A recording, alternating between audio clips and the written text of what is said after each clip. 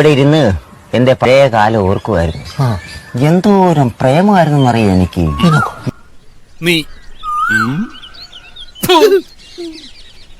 ഒരുപാട് പ്രണയങ്ങൾ ഉണ്ടായിരുന്നു. പക്ഷെ പറയേണ്ട കാര്യമില്ല, പ്രണയിച്ച കാര്യം അവരറിഞ്ഞിട്ടില്ല. പറയാനുള്ള ധൈര്യം ഇല്ലായിരുന്നല്ലോ. ആഴ്ച ഓരോ പ്രണയമല്ലേ.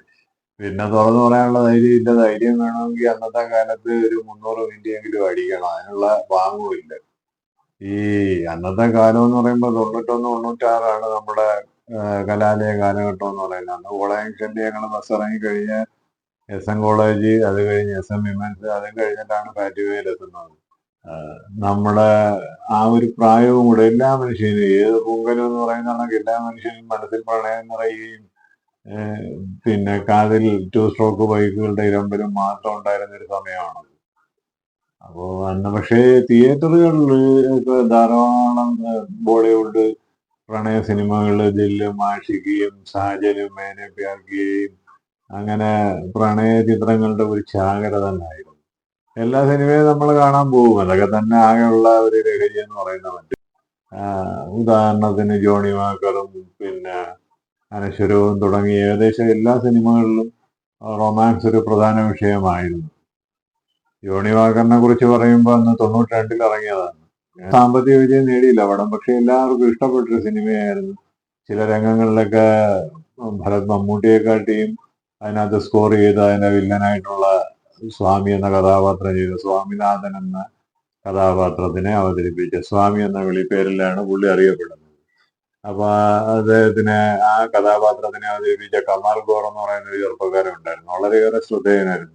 കാര്യം അക്കാലത്ത് ബാംഗ്ലൂരിലെ കോളേജാണ് കാണിക്കുന്നതെങ്കിലും ഫ്യൂച്ചറിക് ഡ്രസ്സിങ് സ്റ്റൈലിലും പിന്നെ ടിയേർഡ് ജീൻസ്, മുട്ടൊക്കെ കീറി പട്ടി കടിച്ചു പറഞ്ഞ കണക്കുള്ള ജീൻസും കഴുകാത്ത ഒരു ടീഷർട്ടും അതിന് മുകളിൽ ലെതർ ജാക്കറ്റും പിന്നെ ചെവിയില് കുരിശും എന്തൊക്കെ ആയിരുന്നു. അതൊരു രസമുള്ള ഒരു ബെസ്റ്റ്, ഒരു പുലിയുടെ ശൗര്യം നിറഞ്ഞ കണ്ണുകളും നീണ്ട മുടിയും ഒക്കെ ആയിട്ട് സ്വാമി കമലി അതിന്റെ മാക്സിമം പീക്കില് അതിന്റെ ഔട്ട്പുട്ട് ചെയ്യാൻ പുള്ളിക്ക് കഴിഞ്ഞു എന്നുള്ളതാണ്.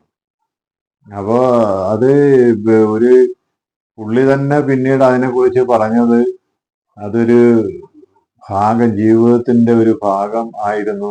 അത് പുള്ളിക്ക് പോലും അറിയാൻ പോയി. കാരണം പുള്ളി സിനിമ ഫീൽഡുമായിട്ട് യാതൊരു ബന്ധവുമില്ലായിരുന്നു. ബാംഗ്ലൂരിൽ അഡ്വർടൈസിങ് ഏജൻസി നടത്തുകയും അതിനോടൊപ്പം ആർട്ട് ഫിലിമുകളിൽ അഭിനയിക്കുകയൊക്കെ ചെയ്യുന്ന അന്നത്തെ കാമസൂത്ര കോണ്ടംസിൻ്റെത് പിന്നെ ടൈമെക്സ് വാച്ചിന്റെയൊക്കെ പരസ്യത്തിൽ ഈ കമൽ ഗോർ ഉണ്ടായിരുന്നു. അപ്പോൾ ജയരാജ് ഒരു ദിവസം ഒരു നൈറ്റ് ക്ലബിൽ വെച്ചാണ് കമൽ ഗോറിനെ കാണുന്നത്. അപ്പൊ ഈ ഒരു കഥാപാത്രം ചെയ്യാൻ പറ്റിയ ഒരു വ്യക്തിയെ ജയരാജ് ഒരുപാട് അന്വേഷിച്ചായിരുന്നു. അപ്പോൾ ഈ ഒരു നൈറ്റ് ക്ലബിൽ വെച്ച് കണ്ടു, പുള്ളിയെ പരിചയപ്പെട്ടു, പിറ്റേന്ന് നേരിട്ട് കാണണമെന്ന് പറഞ്ഞു. അങ്ങനെ കമൽ ഗോർ പ്രത്യേകിച്ച് വേറെ ഒന്നും പരിപാടിയൊന്നും ഇല്ലാത്തതുകൊണ്ട് പുള്ളിയെ പോയി കണ്ടു. അപ്പോൾ ഈ സിനിമയെ കുറിച്ച് പറഞ്ഞു, ഇന്നാണ് ഒരു സിനിമ കഥാപാത്രമാണ്, ഡീൽ അവിടെ വെച്ച് ഉറപ്പിച്ചു. നമ്മൾ അന്ന് വരെ കണ്ടിട്ടുള്ളതിൽ നിന്നും അതിനുശേഷം കണ്ടിട്ടുള്ള വില്ലന്മാരിൽ നിന്നും വ്യത്യസ്തനായ ഒരു വില്ലൻ കഥാപാത്രമായിരുന്നു. ഒരേ സമയം ഡ്രഗ് പുഷറും ഡ്രഗ് സെല്ലറുമായിട്ടുള്ള ഒരു വ്യക്തിയായിട്ട്. കോളേജിനോട് അടുത്ത് തന്നെയുള്ള ബ്ലാക്ക് സ്പ്രിങ്സ് എന്നും പറഞ്ഞ് ഒരു റെസ്റ്റോറൻറ്റിലാണ് ബേസ് ചെയ്ത് പുള്ളി നിൽക്കുന്നത്. അപ്പൊ പുള്ളിയുമായിട്ട് നായകനുണ്ടാകുന്ന ക്ലാഷാണ് കഥ.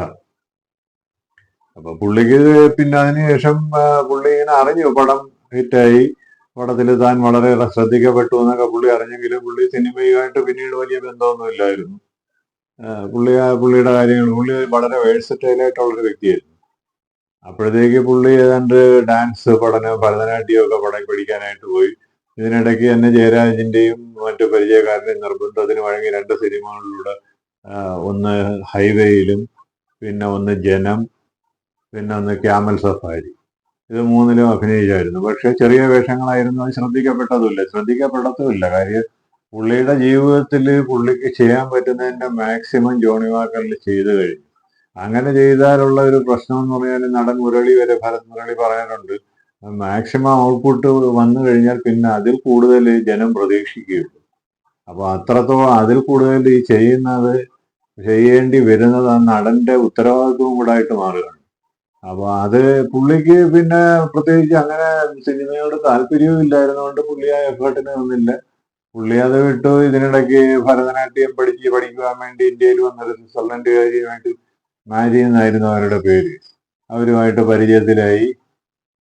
അവരുടെ കൂടെ സ്വിറ്റ്സർലൻഡിലേക്ക് പോയി. ഏകദേശം 14 വർഷത്തോളം സ്വിറ്റ്സർലൻഡിൽ തന്നെ ആയിരുന്നു. ഈ സമയത്ത് യുനെസ്കോയുടെയും ഈ HIV എയ്ഡ്സിന്റെയും ഒക്കെ ബന്ധപ്പെട്ടിട്ടുള്ള ഏജൻസികളിൽ ആയിട്ട് നിന്നു. അതിനുശേഷം യൂറോപ്യൻസിനെ വെച്ച് 80 മിനിറ്റ് ദൈർഘ്യമുള്ള ഒരു സിനിമ ചെയ്തായിരുന്നു, ഒരു ഇംഗ്ലീഷ് ഫിലിം, എമ്പതി എന്നുള്ള പേരിൽ. ഈ HIV ബാധിതർ അനുഭവിക്കുന്ന ബുദ്ധിമുട്ടുകളുടെ തന്നെ ബേസ് ചെയ്തൊരു സിനിമയും ചെയ്തായിരുന്നു.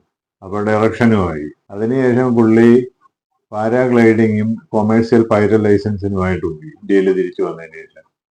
അപ്പോൾ പിന്നെ ദാമ്പത്യ ജീവിതം എന്താണെന്നുള്ളതിനെ കുറിച്ച് പിന്നീട് വ്യക്തമായിട്ട് പറയാനില്ല. ഈ സമയത്ത് തന്നെ പുള്ളി സ്വിറ്റ്സർലൻഡിലായിരുന്ന സമയത്ത് തന്നെ പുള്ളിയെ കുറിച്ച് അറിയുവാൻ താല്പര്യം ഉണ്ടായിരുന്ന ഒരുപാട് കൗമാരക്കാരുണ്ടായിരുന്നു. അവരൊക്കെ തിരക്കിയ ഇതിനിടയ്ക്ക് കിംബദന്തികൾ പുള്ളി പിന്നെ ആക്സിഡന്റ് വന്ന് മരണപ്പെട്ടു, ആക്സിഡന്റിൽ മരണപ്പെട്ടു എന്നൊക്കെ ആയിരുന്നു യഥാർത്ഥത്തിൽ. പുള്ളി സ്വിറ്റ്സർലൻഡിൽ ഉണ്ടായിരുന്ന പുള്ളി തിരിച്ചു വന്നതിന് ശേഷം പുള്ളി പിന്നെ കൊമേഴ്സ്യൽ പൈലറ്റ് ലൈസൻസ് എടുത്തു.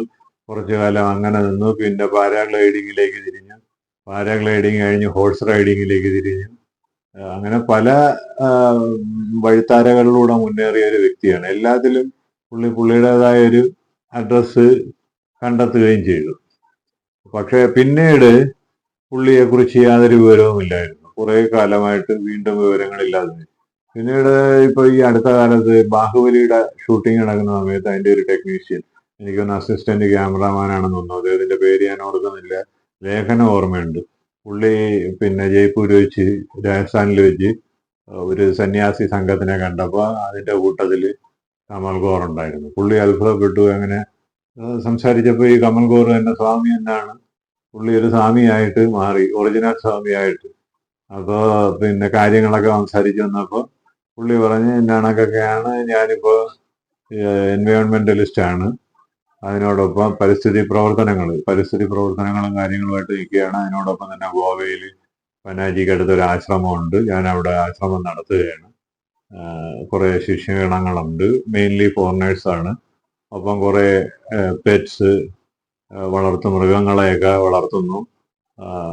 ഭൗമ അന്തരീക്ഷത്തിന്റെ പൊല്യൂഷൻ കുറയ്ക്കാൻ വേണ്ടിയുള്ള പ്രവർത്തനങ്ങളിൽ ഏർപ്പെട്ടിരിക്കുന്നു.